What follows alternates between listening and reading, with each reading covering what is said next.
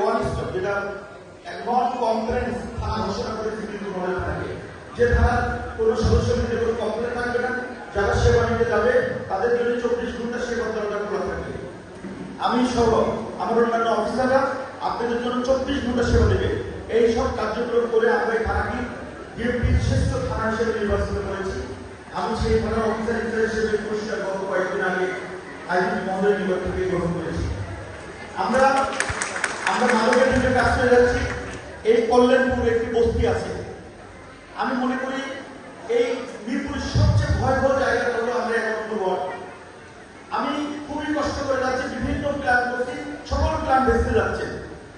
কেন আমি পারছি না, এখানকার মানুষ আমাকে ওইভাবে সহায়তা করছে না ল অ্যান্ড অর্ডার ঠিক রাখার জন্য। এখানে বহুরূপী সমস্যা। আমি কয়েকদিন আগে এখান থেকে বড় বড় ছিনতাইকারীকে আটক করেছি, মাদক ব্যবসায়ীকে আটক করেছি।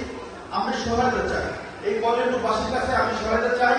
এই বস্তি যেন কেউ আর না বলে যেটা সন্ত্রাসী রাখলাম, এই বস্তিকে যেন কেউ না বলে এখানে মানব সেবী থাকে। এখানে বস্তিতে তারা বসবাস করে গরিব মানুষ, এর বাচ্চারা যেন লেখাপড়া করে, পাশায় বসে স্কুল আছে লেখাপড়া করে, সবাই যেন বলে এই বস্তি একটা আদর্শ বস্তি যেখানে মাদক নেই, সন্ত্রাস নাই। এই জন্য আমি কল্যাণপুরবাসীর কাছে সাহায্য চাই। আমি তাদের পাশে থেকে আমার এখানে আজকে এমপি মহোদয় আছেন, তার সাহায্যে আমি এখানে আমাদের মাননীয় প্রধানমন্ত্রী উপদেষ্টা মহোদয় আছেন, তাদের সাহায্যে আমি এই কল্যাণপুরকে ভালো মুক্ত সন্ত্রাসমুক্ত করতে চাই। এই জন্য সবাই সহায়তা চাই। একই সাথে আমরা প্রতিদিন যে মাদক আটক করছি, সন্ত্রাসী আটক করছি, এর পরিসংখ্যান আপনারা জানেন ব্যাপক। প্রতিদিন যেহেতু সবচেয়ে বেশি গ্রেফতার হয়েছে, কাজ করে যাচ্ছি মানুষের পাশে থেকে। এই জন্য আমাদের পাশে থাকবেন, কেউ মত করবেন না, বারবার বলে কেউ মত করবেন না। মত করলে কিন্তু তাকে আমি আটক করবো, যে হন না কেন। কোনো মাদকের বিরুদ্ধে কেউ তদবির করবেন না। আপনি বড় নেতার কাছে আমি কমপ্লেন করবো আপনার বিরুদ্ধে, আপনি মাদকের আত্ম হয়ে যাবেন।